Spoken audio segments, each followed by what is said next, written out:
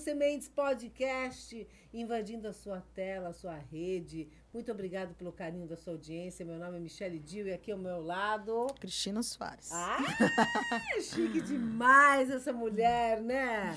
Então tá, gente, vamos começar já agradecendo o Cast do Bom, onde vocês podem fazer os seus sonhos de ter um podcast se realizar, se tornar realidade. Então, vai vendo as imagens aí, você vê toda essa estrutura de produção, pós-produção, eles entregam bonitinho e você tem a possibilidade de semear com o seu podcast conhecimento, né, para as outras pessoas. Também quero agradecer a Amanda.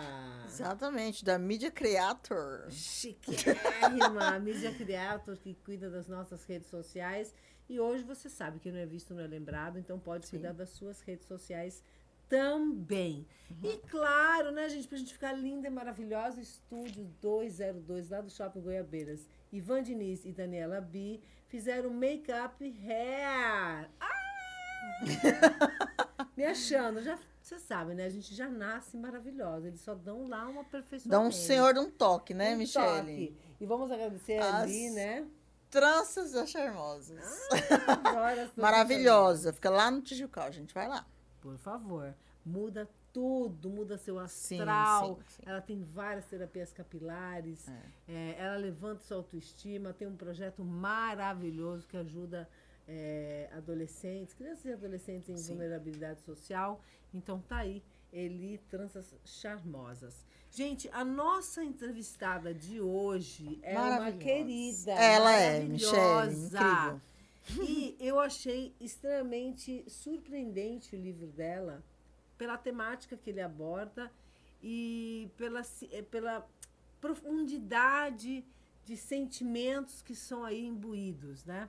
Então, eu estou falando dessa mulher chamada Larissa Campos. Muito obrigada pela sua presença. Oi, gente. Muito bom estar aqui e poder também semear com vocês, plantar aí, né, algumas sementes. Porque eu acho que é isso que todo mundo que se propõe a fazer algum tipo de trabalho artístico busca. Não só ficar meio que propósito dentro de de si. vida, né? Com certeza. Acho que a gente também quer ver cada vez mais pessoas se apropriarem dos seus talentos, se apropriarem se engajarem também, nesse movimento, né, daquilo que fazem e que pode também tocar a vida de outras pessoas. Então, vai ser muito bom, com certeza, poder conversar um pouco com vocês que hoje. ótimo! Você vai fazer a pergunta? Vou te deixar fazer a pergunta, Michele. Porque a gente tem, Larissa, uma pergunta inicial que é a pergunta mais difícil. Então, se a pessoa conseguiu passar pela pergunta mais difícil, então tudo flui. Fácil. Pode fazer, Michele. Larissa Campos por Larissa Campos. Quem é essa pessoa? Realmente a pergunta é difícil, né? Porque, primeiro, eu acho que a gente tem muita dificuldade de falar da gente. É uma coisa que já começa por aí. Mas hoje, para mim, eu me reconheço como uma pessoa que gosta de pessoas, que gosta de se conectar com outras pessoas, de olhar no olho, de ouvir o que as pessoas têm para me contar. E isso, com certeza, tem sido muito raro hoje em dia, né? Com certeza. E a gente vira meio pinico das pessoas. Sim, e eu acho que quando a gente se propõe a ter um olhar para o outro, a ouvir as histórias, as vivências de outras pessoas, isso também agrega e acrescenta tanto na nossa vida que muitas vezes nós não percebemos. E dali a pouco, nós conseguimos também utilizar tudo isso para contar outras histórias, para, acho que com ajudar outras certeza, pessoas, expandir, né, o nosso próprio trabalho. Então, hoje, eu me reconheço muito nesse lugar de ser alguém que está sempre disposto ali a ouvir, a conhecer um pouco daquilo que vive dentro do outro também. E a partir disso, claro, usar para poder escrever, para poder colocar as minhas histórias também no mundo, que é o que eu mais gosto. Hoje, eu sou jornalista, sou escritora e não é simples a gente também, acho que se colocar nesse lugar. A gente sabe que é todo um trabalho de se permitir. E assim, né? Gente, não é só isso, é se empoderar mesmo. Porque assim, eu posso fazer um parêntese com relação à minha identificação ou o meu engajamento dentro das artes plásticas, por exemplo, ou até mesmo na escrita. É algo que parece que demora para você. Não, eu sou escritora. Não, eu sou artista plástica. Essa coisa de se permitir e agarrar aquilo para si e desenvolver essas potencialidades é um caminho difícil. É difícil. E como que a escrita surgiu na sua vida? Rose, tudo bem, Rose? Tudo certo. Eu vejo que isso que você falou, Michele, é muito real. Porque eu acho que tem uma série de fatores. Tem esses dias eu estava lendo, inclusive, um artigo que falava disso. Que para as mulheres, principalmente, existe ali uma cobrança de que a gente não tem que ser, de não ser apenas, eu sou escritora, eu sou artista plástica, enfim. Mas é como se fosse sempre cobrado da gente uma genialidade. Sim. E muitas vezes a gente se impõe essas condições. Então, eu acho que já passa por ali. E acredita e vai. Exatamente. Então, passa muito por uma ideia também da gente se permitir. Sim. E acho que a partir disso, a escrita, ela foi ganhando espaço na minha vida. Eu comecei a escrever ainda muito jovem. Também, eu falo que a escrita entrou na minha vida a partir da leitura, então eu sempre gostei muito de ler, sempre foi uma coisa muito presente na minha vida. E aí, com o tempo, quando eu estava ali na adolescência, eu comecei a sentir vontade de contar algumas histórias, de escrever as minhas próprias histórias. Então, isso começa lá. E aí, depois, qual idade seria? Por volta ali dos 14, 15 anos. Eu estava no ensino médio. Mas aí, vem os compromissos da vida. Aí a gente vai para faculdade, vai toda aquela coisa, trabalho e tudo mais. E aí foi o que aconteceu comigo. Eu escolhi o jornalismo porque por conta da escrita, né? Perto desse universo. Eu falei, não, quero alguma coisa que vai pelo menos ali me propiciar escrever mais e fazer, né, isso que eu gosto. E aí fui pro jornalismo. Só que daí a gente sabe que o jornalismo ele acaba conduzindo a gente para uma outra perspectiva desse universo da prática de escrita. E é bem diferente do fazer literário. Então, eu acabei ficando aí vários anos com essa escrita literária engavetada. Foi isso que aconteceu. E aí foram anos até que, em 2017, eu decidi resgatar essa Larissa, escritora de literatura. Que legal. Então, de lá para cá, foi um processo também que tem sido muito baseado em estudo, em preparação. Então, eu falei, bom, como que eu vou trazer isso para minha vida? E resgatar. Aí, comecei a me inscrever em cursos, oficinas, participar de atividades relacionadas à escrita. Gente, não adianta querer nascer pronto, a gente tem que estudar. Tem talento, mas tem a parte suor, do esforço, né? Do se preparar. É muito importante. Por isso que eu friso, porque as pessoas acham que a gente chega lá porque a gente é bonitinha, a gente chega lá porque a gente... Não, a gente ralou para chegar lá. Teve que engolir sapo, teve que noite sem dormir, leituras intermináveis, no seu caso, e assim vai. A gente precisa estudar, precisa se inovar, precisa o tempo inteiro transgredir nas suas próprias crenças e reformular, e assim vai indo, né? É bem isso. Muita gente me pergunta, eu tenho uma ideia, eu tenho um projeto, eu quero escrever um livro, e pedem às vezes alguma dica. E eu falo, olha, eu acho que o começo é justamente isso, é se propor o caminho do estudo, do aprimoramento. Então, você vai... Tem muita gente hoje, com a pandemia, isso também é interessante falar, havia muitos cursos de escrita no Brasil que funcionavam somente presenciais. São Paulo, Rio, por ali. E aí, depois da pandemia, a gente teve um movimento de muitos desses cursos virem pro online. Muito bom. Então, hoje, se você pesquisar cursos de escrita, você acha inúmeros. E, inclusive, do pago ao gratuito, né? Exatamente. E aí, nessas atividades, você começa a fazer o quê? A se inserir nesse universo, a praticar. E uma coisa que é muito interessante, porque daí você está num grupo de pessoas que gostam de escrever, você escreve, o seu colega lê o que você escreve, fala Legal. como ele percebeu, você Legal. lê o texto do outro e também compartilha Não, fora a sua a experiência, empatia né? que isso gera, né? E tem uma questão também com relação à escrita, que pelo menos a minha opinião, não tem escritor bom se não for um bom leitor. Né? Então, assim, eu acho que a literatura, você só consegue escrever se você ler. Se você não for um leitor, não adianta tentar arriscar escrever. Né? Então, assim, Nesse ambiente, né? Porque, assim, aí uma questão que eu tenho. Quando foi que a leitura entrou na sua vida? Sabe? Quais foram os primeiros livros? Qual aquele livro na sua vida que marcou? Fala, nossa, gente, Eu li seria tantas Larissa vezes. sem esse livro? São muitos. A minha mãe, né, a leitura entra na minha vida pela minha mãe, que é uma pessoa que sempre incentivou muito eu e minha irmã nesse universo, sabe? Presenteando a gente com livro ou incentivando a gente a frequentar a biblioteca. E sempre foi muito dessa forma. Então, ali, quando eu era criança, né, a minha mãe, ela sempre gostou muito, minha mãe gosta muito de poesia. Então, a minha mãe lia muita coisa de poesia pra gente. Desde Cora Coralina, era uma coisa que a minha mãe já lia pra gente. Como a minha mãe é do Amazonas e eu também nasci no Amazonas, Que legal. a gente tem lá, por exemplo, né, que faleceu recentemente, o Tiago de Mello. Então, minha mãe lia coisas desses autores. Minha legal. mãe sempre gostou muito. Cecília Meirelles. Né? Então, eu lembro de muito criança, de poemas como Isto ou Aquilo, da Cecília Meirelles. Então, isso foram coisas que começaram ali te marcar. a me marcar. Até outras coisas. Depois, você vai passando ali por outros autores. Teve também Li Monteiro Lobato, mas também depois vou para outras coisas. Até chegar ali no começo da adolescência, naquela coleção Vagalume.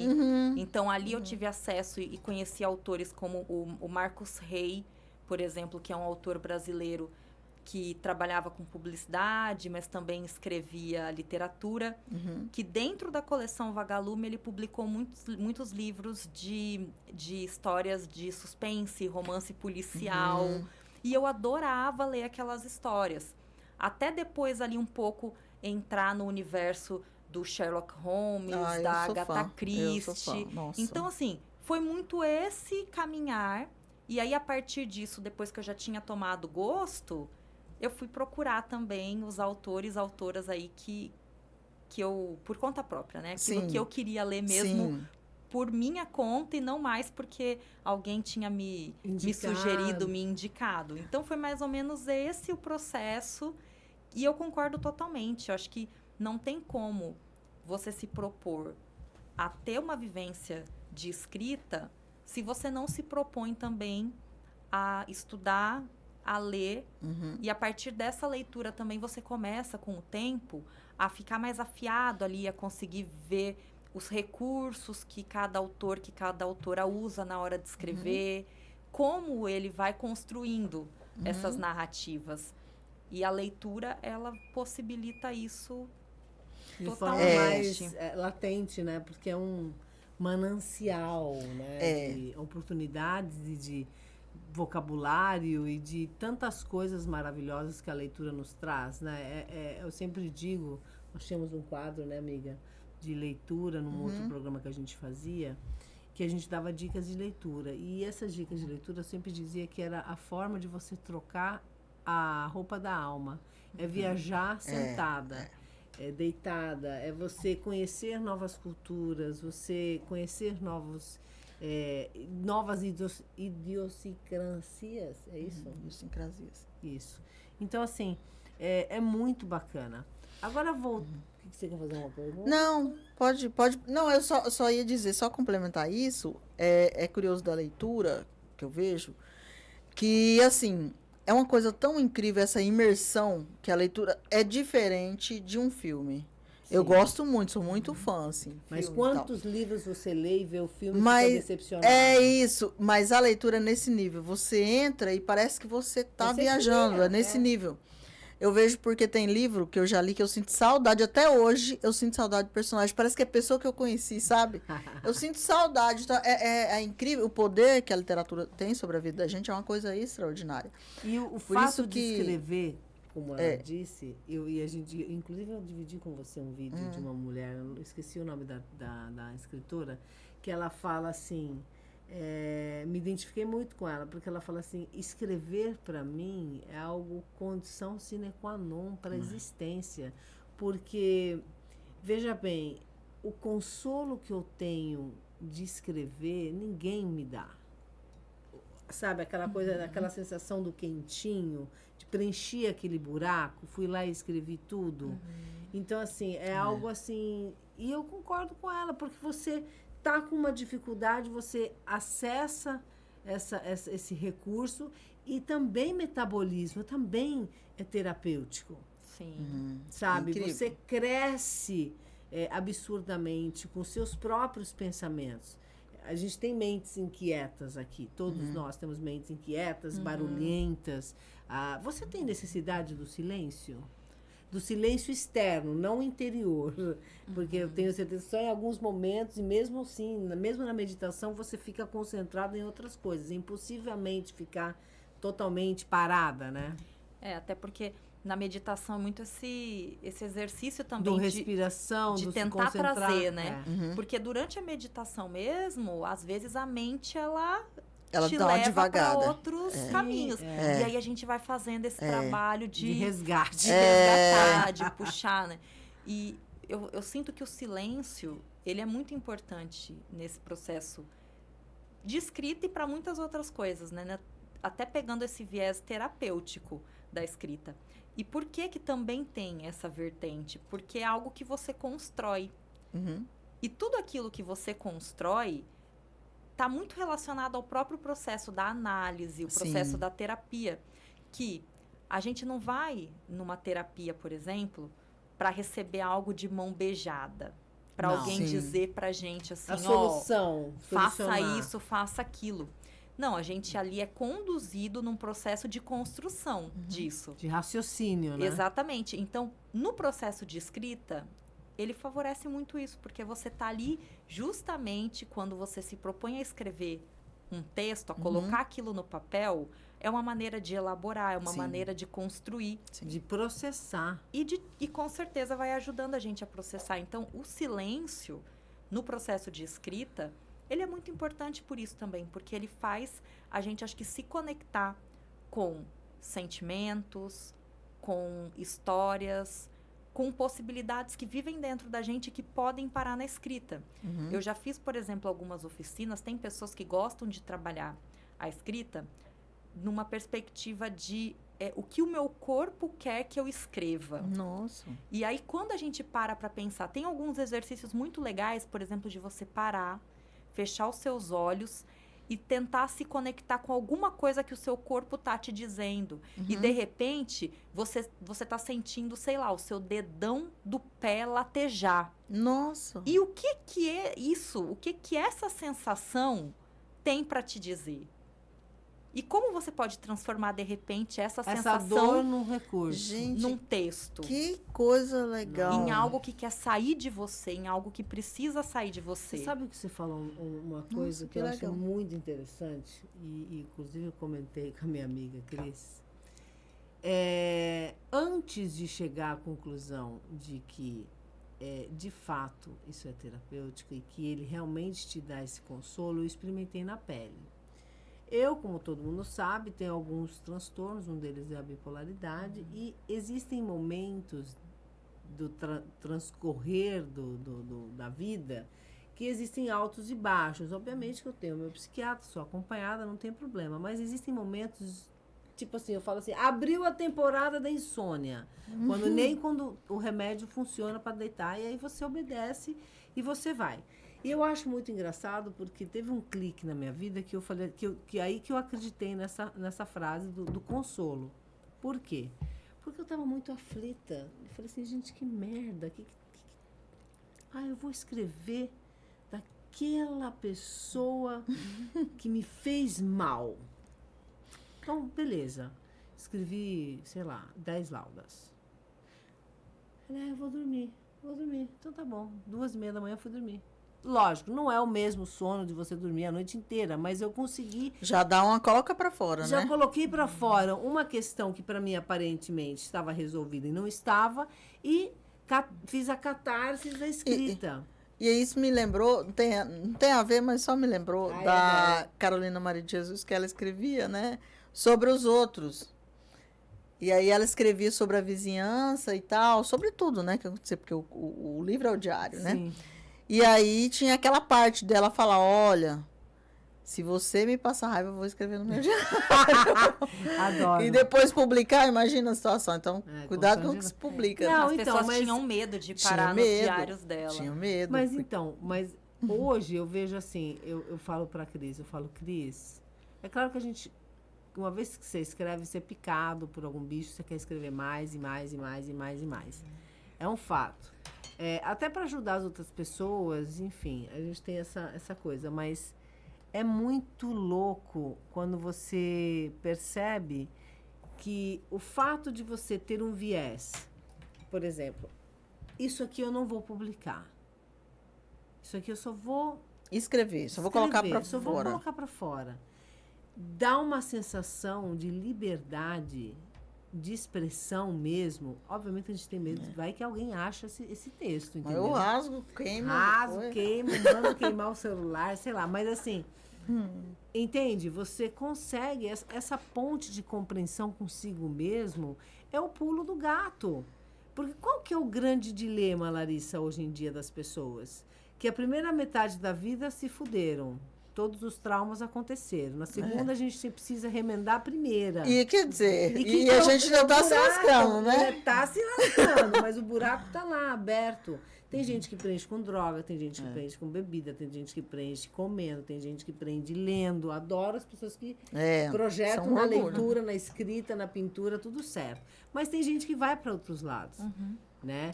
E eu acho tão importante a gente preencher esse buraco com coisas que realmente vão semear ou reverberar dentro daquela pessoa aquele propósito que você disse anteriormente. Quando você conecta com alguma linguagem, você inerentemente quer ajudar uma outra pessoa, porque você se conecta com você, mas você se conecta com a dor do outro. Sim. É interessante a gente pensar o seguinte, que muita gente começa a escrever porque conectado com essa possibilidade de na verdade, ali de elaborar, de encontrar novos significados para a vida e tal. E eu acho que isso é muito importante. Muita gente parte, o relacionamento com a escrita parte disso. E eu acho que, naturalmente, quando você se propõe, como eu falei, a fazer esse trabalho de estudo e de aprimorar a sua escrita, você chega nisso. Você chega num momento que você tem consciência, acho que é tomar consciência do seu trabalho, e aí você tem consciência daquilo que você quer escrever enquanto um projeto que você vai publicar, que você vai mostrar para as pessoas e tudo mais, e aquilo que você vai escrever para elaborar seus sentimentos, suas sensações e suas experiências de vida. Então, com o tempo, acho que o trabalho de escrita ele vai também ensinando a gente a conseguir separar a escrita nesses momentos. Então, tem muita coisa que a gente consegue fazer essa separação. Mas é lógico que a gente nunca consegue fugir da gente.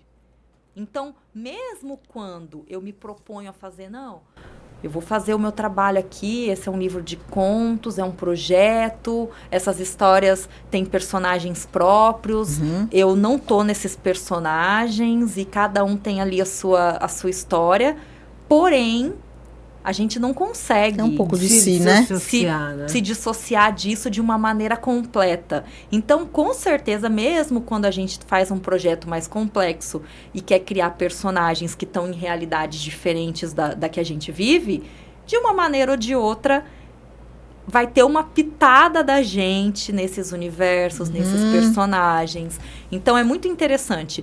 E se a gente parar para pensar nos movimentos que a escrita e que a literatura têm feito no mundo, será que as pessoas não estão, de fato, muito interessadas nas histórias que você tem para contar, Porque o que acontece? Recentemente, quando a gente teve a escritora francesa Annie Ernaux, vencedora do Prêmio Nobel com a obra dela, e ela escreve numa categoria que é o que é chamado de autoficção. Então, ela pega acontecimentos da vida dela e escreve literatura a partir desses acontecimentos. Ela tem um livro, por exemplo, chamado O Acontecimento, que conta a história de quando ela era uma estudante universitária e ela se submeteu a um aborto. E ela conta isso nesse livro. Ela parte de um acontecimento real da vida dela e vai construindo ali Mas elementos. é outro personagem. Na verdade, você pode... Lógico que como a gente sabe que ela viveu isso, muita gente vai relacionar com a própria autora. Sim. Mas pode ser uma outra pessoa completamente diferente. E aí, o que é interessante a gente pensar nesse universo da escrita também? Eu vejo que cada vez mais as pessoas elas estão interessadas também em se reconhecer um pouco na escrita do outro, sabe? Sim. Então, não adianta também, muitas vezes...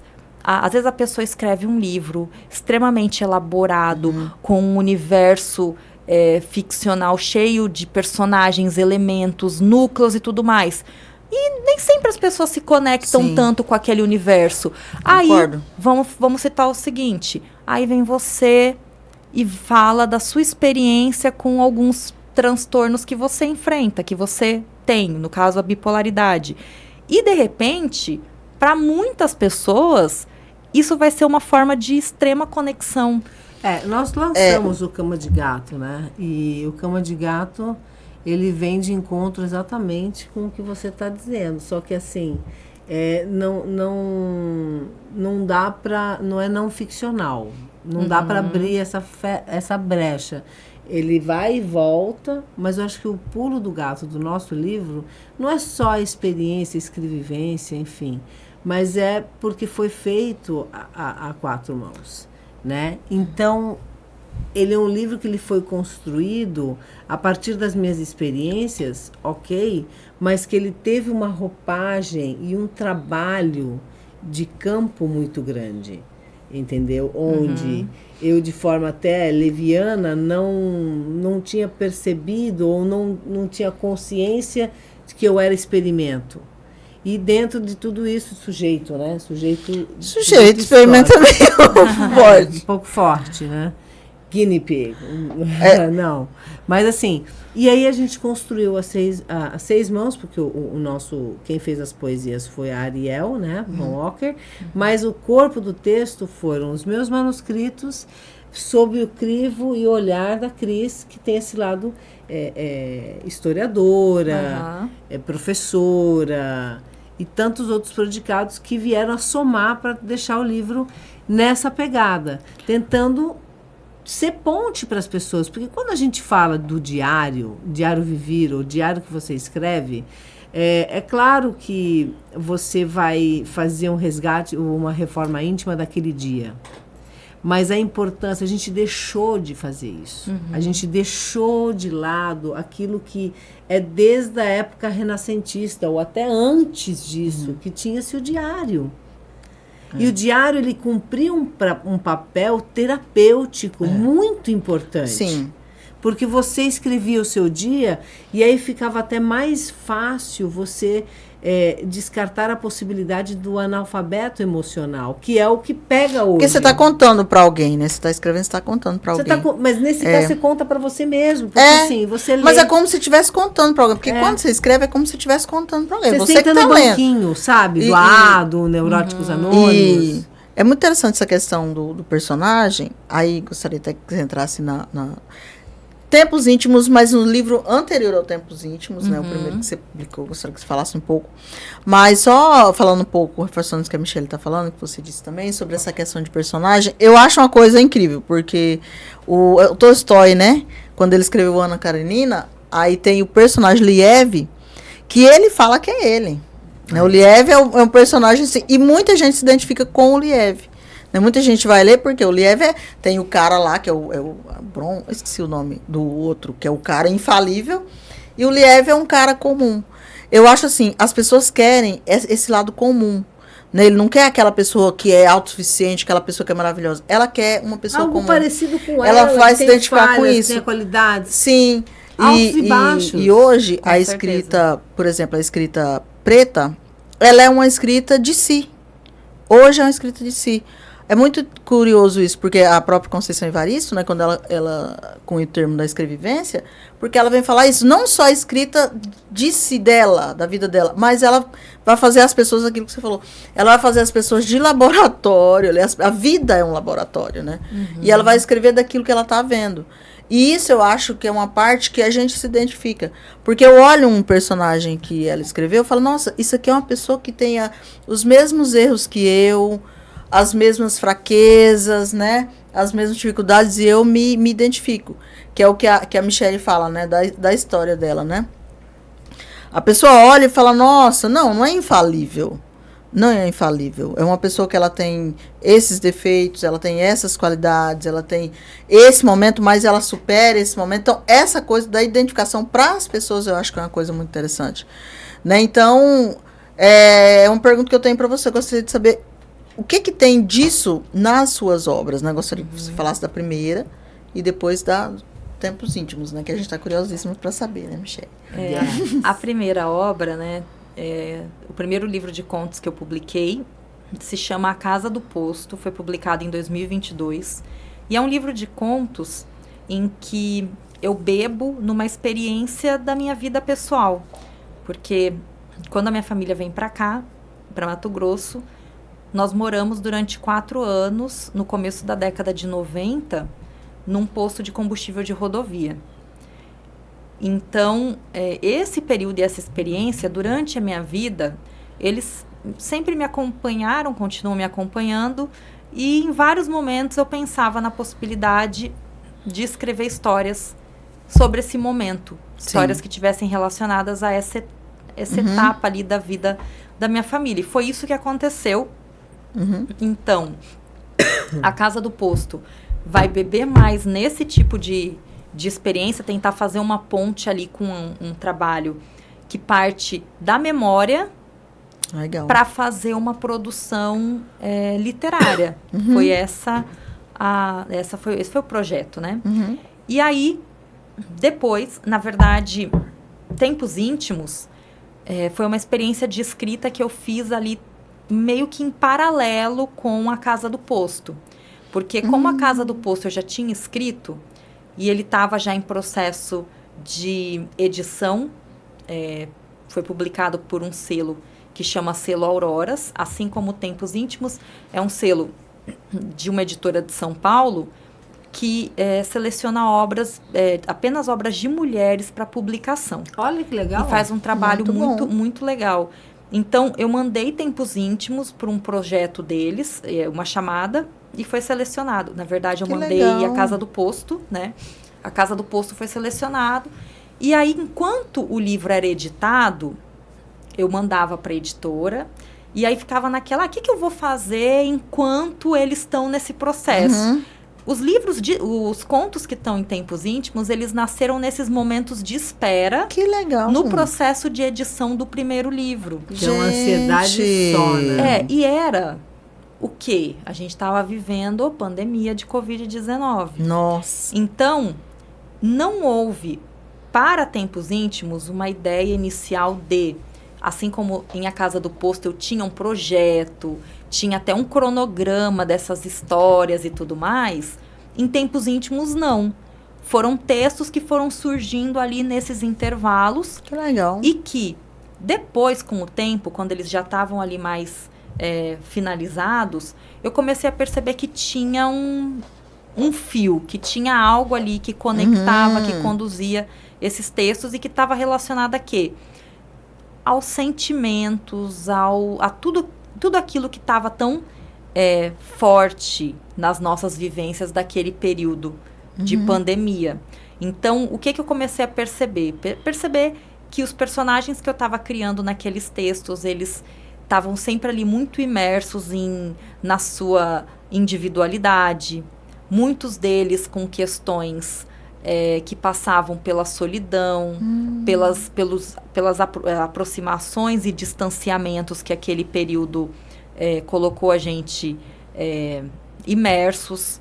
E também numa ideia que era, quando a gente está muito imerso nas nossas próprias experiências, o que muitas vezes acontece, e foi algo que ali era muito, muito normal, de chegar a um determinado momento que você não sabe mais se aquilo que você está vivendo é realidade ou você está inventando aquilo. Nossa. Então, eu comecei a escrever a partir muito dessa ideia, né? Por exemplo, tem um texto... Deixa eu dar uma olhadinha no livro, por gentileza. Tem um texto Ai, que linda capa. que chama O Homem do Apito. Aqui, fecha aqui para nós, será? Que era justamente o quê? De uma experiência que eu começava a pensar o seguinte... Porque o que acontece? Pandemia, estava trabalhando dentro de casa, dificilmente saía de casa, né? E aí você começa o quê? Amei. Você começa a prestar atenção em sons que você não prestava antes, dentro da sua própria casa. Você começa a prestar atenção em vizinhos que você, de repente, nunca tinha parado para prestar atenção.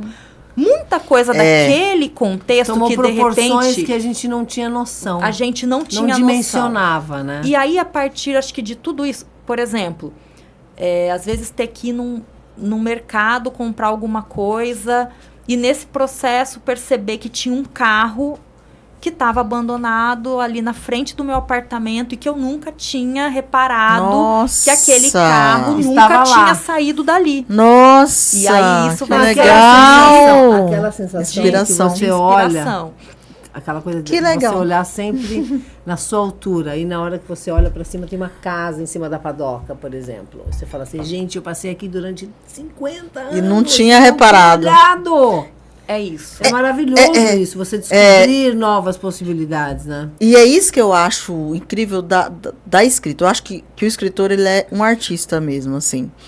Porque tem coisa, eu até estava comentando esses dias em casa, que a escrita, assim, quem escreve... Eu não tenho a coisa da escrita mesmo literária, do construir histórias. Mais ficcional, né? Não, eu não tenho essa habilidade, não tenho esse talento. E esse é uma coisa que eu gosto muito, eu sou muito apaixonada mesmo. Porque, assim, essa possibilidade... Tipo assim, como assim reparou isso? Como assim viu esse carro e conseguiu tirar daquilo milhões de coisas? Tem um livro que eu gosto muito mesmo, do Khaled Hosseini, que chama O Silêncio das Montanhas. Eu não sei se vocês conhecem. Não conheço, conheço outros dele. E ele tem A Cidade do Sol, Caçador de Pipa. E aí tem um momento desse livro que quando eu li, assim, meu coração até batia assim, acelerado de tão bonito que era a escrita. Ele pegava uma foto, uma situação que eles perderam a foto, né? A menina... Ele perdeu uma foto da menina lá e tal, e aí ele lembrava do momento da foto, mas ele conseguia narrar cada momento para bater aquele clique, sabe? Então foi tipo assim, umas 5 páginas ele contando o momento de tirar a foto. E eu fiquei assim, gente, como assim a pessoa consegue fazer isso? Aí quando a Larissa vem e traz essa ideia, essa fala, daquele carro parado, que ela nunca tinha reparado, e ela conseguir reparar e fazer um conto a partir disso, eu penso, não é para os mortais. Não é para os mortais. A escrita não é para os mortais. Não é. Porque aí eu vejo, Larissa, que é uma opinião minha, por mais que a pessoa estude, ele faça curso, ele tal, se a pessoa não tiver nela já um talento para isso, né? Um talento já, sabe, algo de dentro. O olhar, né? Eu acho que é muito isso. Mesma também. Coisa do fotógrafo. Às vezes a gente não repara mesmo. E eu comecei a perceber o quanto esse período da pandemia, em alguns aspectos, ele forçou a gente a reparar em questões que a gente não reparava, em pessoas. Sim. Então, por exemplo, eu na época morava num lugar... 40 minutos! Ai, gente, falta 10 minutos só? Como assim? Eu morava num lugar e eu nunca tinha parado para perceber que praticamente todos os dias, no mesmo horário, que era umas 9 ali da manhã, alguém assoprava um apito. E aí, porque aquela coisa, antes, tava sempre, chegava, saía, ia fazer alguma coisa, ia pro trabalho e tal. Aí eu comecei todo dia, dava aquele horário... o som Não, de um eu tô apito. passada com esse livro. E aí foi sendo dessa forma que um dia eu falei, o que é isso? Desci pra rua para tentar descobrir o que era aquilo. Então, você imagina alguém procurando o som de um apito, de onde vinha aquilo. E aí eu descobri de onde vinha esse som do apito, e isso virou também um conto que está no livro. Gente, então, assim, que legal! São Que várias show. questões que foram formando essas histórias. Eu vou confessar uma coisa, eu só sei falar de mim. Então, por isso que eu falo, é diferente. Cada um na sua O área, escritor, né? a literatura, eu acho assim, literatura é a ficção, um negócio louco, cara. ela é uma coisa extraordinária, assim. Eu sou muito apaixonada mesmo. Eu vou ler um título, Larissa. Eu gostaria que você falasse o que é esse conto. Fala pra gente. Finalizar, né? Quase. O que é esse conto? Brinde aos Invisíveis. Olha, Brinde aos Invisíveis é um texto que é pautado numa situação que mexeu muito comigo. Pandemia também. E aí um dia eu estava em casa, estava trabalhando e vi uma notícia de uma pessoa em situação de rua que havia sido morta perto da rodoviária por uma pessoa que, de certa forma, se incomodou com a existência daquela pessoa e achou que aquela pessoa estava atrapalhando ali, de alguma forma. Algo totalmente banal. Nossa. Uma vida ceifada de uma maneira totalmente desnecessária, sem nenhuma explicação. E eu fiquei muito... sabe quando você fica dias? Eu Sim. sonhei Nossa. com essa situação. E aí eu fiquei pensando nessa pessoa. Em quem era esse... Era um senhor, essa pessoa em situação de rua. E fiquei pensando muito, quem era essa pessoa? De onde ele veio?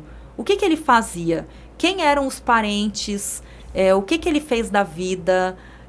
Quem foi esse homem? O que será que levou esse homem a, na verdade, se tornar uma pessoa em situação de rua?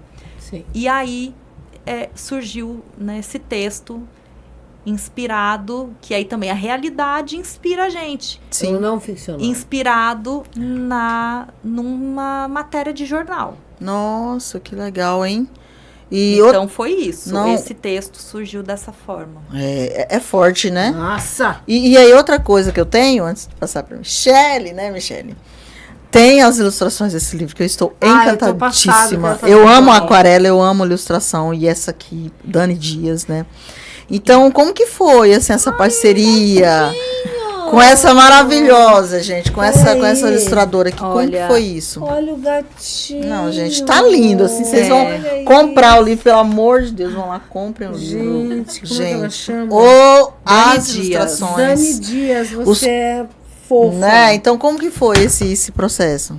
A Dani, nós já nos conhecíamos e começamos a fazer, acho que era 2000 e... Agora eu não lembro se era 20 ou 21. Bem-vindo ao Clube de Não Saber Datas. Era bem isso. A gente começou a fazer um projeto no Instagram que basicamente era assim, eu escrevia mini contos, mandava para ela, ela fazia um desenho. Ai, que legal, gente. E a gente divulgava nas redes sociais o desenho dela com o conto. Ai, que legal. Começou assim. Inclusive, no começo, algumas histórias que depois eu acabei colocando em tempos íntimos. Só que chegou a gente divulgou acho que umas 3 histórias. E aí chegou um momento que eu peguei e falei pra ela, Dani, eu acho que isso merecia mais. Eu acho que poderia virar um livro, quem sabe, um outro projeto lá na frente. Aí a gente parou de divulgar. E assim foi indo. Quando saiu em 2022, acho que foi, saiu o edital Estevão de Mendonça, da Secretaria de Cultura, Esporte e Lazer de Mato Grosso, do governo de Mato Grosso. E aí eu peguei e falei pra ela, eu tenho os contos. A gente já tinha alguns desenhos que ela já tinha ilustrado.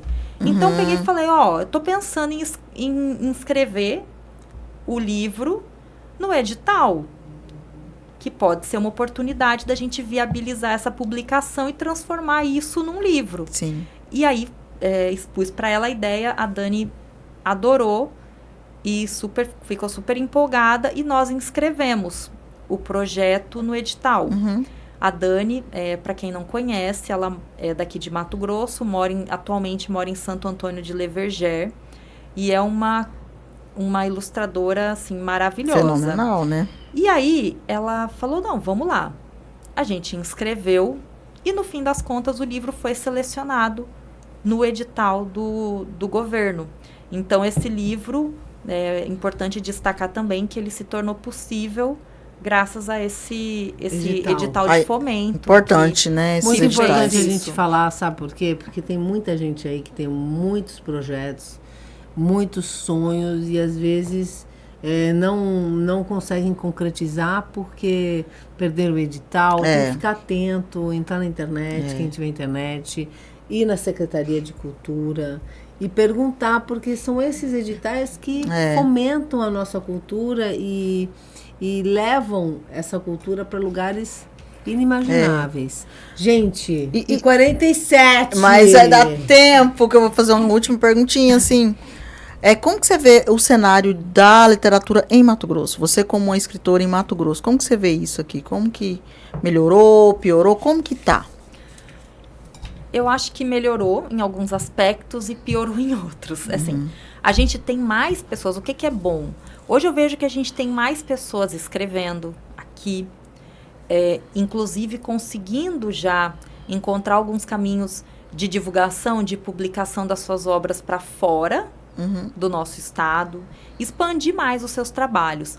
Porém, a gente precisa, acho que ainda de algumas ferramentas aqui que podem ser muito interessantes. A gente tem já a figura dos editais, como eu falei, e isso faz uma diferença, porque auxilia, de fato, as pessoas a conseguirem viabilizar os seus projetos. Porém, nós ainda precisamos muito aqui em Mato Grosso, acho que de um trabalho que seja mais voltado para a formação de leitores. Sim. A gente ainda, acho que do ponto de vista, assim, no geral, a gente peca nessa parte, sabe? Tem pouco leitor. Nós precisamos ter mais leitores, porque para que esses leitores também possam se interessar pelas obras que são produzidas por pessoas que vivem aqui, por outras obras também. Então, acho que tem uma necessidade muito grande hoje de desenvolver um trabalho que seja de base, um trabalho que vá trazer mais as crianças, fazer com que elas passem ali a se tornarem, a se verem como leitores mesmo. E isso a gente faz como? A gente precisa de projetos de formação e de mediação de leitura, a gente precisa de mais clubes de leitura com mediação, a gente precisa de mais projetos de leitura dentro das escolas e de mais eventos literários, como festivais, feiras literárias, em que quem trabalha com livro, não só os escritores, mas ilustradores, editores, revisores, todo mundo tem a possibilidade ali de expor seu trabalho, de falar do seu trabalho, de ter contato com o leitor. De injetar, né, o mercado. Exatamente. Né? Então, nós precisamos, porque isso também é uma forma de incentivar mais o nosso mercado local, o mercado editorial local. Sim. Nós precisamos de mais editoras aqui em Mato Grosso. Então, e é muito caro publicar um livro, né? Uma publicação independente muito difícil, né? A divulgação. E vocês fizeram, né? Você e o Hudson, né? Fizeram uma oficina no Pedra 90, né? A gente ainda, na verdade, era para ter acontecido e teve que ser adiada. Então, agora está em processo de remarcação das datas. Tá, mas onde que a gente pode achar informações? Mas eu fiz oficinas no Palácio da Instrução, foi uma delas, e fiz uma numa escola no Parque Cuiabá também, dentro desse projeto. E tem mais outras, assim, atividades que vão ser feitas. Qual que é o seu Insta para as pessoas que estão em casa, para elas poderem... Já poder, primeiro, comprar o livro, né, gente? Ah, por favor, né? E já se inteirar das oficinas, dos seus trabalhos que a gente vê... Que são muitas coisas que você está fazendo, né? Então, assim, já deixa seu Instagram, né? O Instagram é @laricampos10, de numeral 10. Deixo também o convite para quem puder conhecer o trabalho da Dani, que é a ilustradora, que é o @DaniDiasArte. Dani Dias Também quero Arte. ver. E lá no @LariCampus10 vocês vão encontrar todas as informações. Eu tenho um site também, que é o laricampus.com. Então, também tem todas as informações lá para quem quiser adquirir livro, saber de eventos, enfim, tá tudo Olha, por lá. muitíssimo O tempo é muito errado, né? Imagina, tempo é o tempo nos terrível. trai. Imagina, eu que Tem agradeço, que ter gostinho gente. de quero mais para os vai nossos ter que voltar. podcasts, vai ter que voltar. Eu sei que esse é o segundo de vários que vão aparecer. Isso aí. E foi um prazer imenso tê-la aqui, a gente semear na cabeça, né, nas famílias que estão nos assistindo, que é importante a gente ler, que a gente tem que sair desse marcador do país que menos lê no mundo, porque a leitura realmente te possibilita sair da jaula, né, sair da caixa, pensar diferente, enfim, muitíssimo obrigada. Alguma consideração, Cristina? Sim!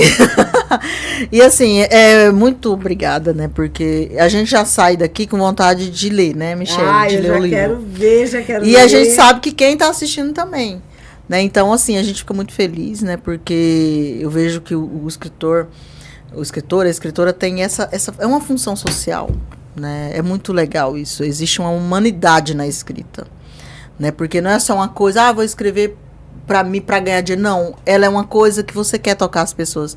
E com certeza, Tempos Íntimos vai tocar quem lê, né, Larissa? Com certeza. Eu agradeço muito. Acho que a gente precisa cada vez mais de espaços, de pessoas dispostas a fazer o seu trabalho artístico também. Isso é importante. Vejo que vocês também estão sempre nessa busca e também tocando projetos, fazendo trabalhos para movimentar também essa nossa cena cultural, que a gente sabe que é tão importante de ser movimentada. E com certeza contem comigo em outros programas, projetos. Eu estou disponível para a gente poder trocar e semear cada vez mais também. E crescendo juntas! Que legal! Girl Power! É nesse clima de felicidade que a gente encerra o nosso Sementes Podcast desta semana. Você sabe que toda quinta-feira no Sementes Podcast, no canal do YouTube, toda quinta-feira, às 20 horas, você tem programa inédito. Podcast inédito. E depois, no sábado, às 19 horas, você assiste na TV Mato Grosso, canal 27. Aos domingos, às 16 horas. 16 horas. E nas terças, às 22h30. Tá fácil, então, né? gente, não tem como perder o programa. Siga a gente nas nossas redes Vai sociais. ficar lá, né, Michele? Vai ficar lá Para você acessar. no nosso canal. Mas você pode... Domingo, gente, não tem TED mais. Não. Você pode ligar a sua TV no canal 27 e assistir o programa. Beijo no coração. Beijo, gente. Até a próxima. Até!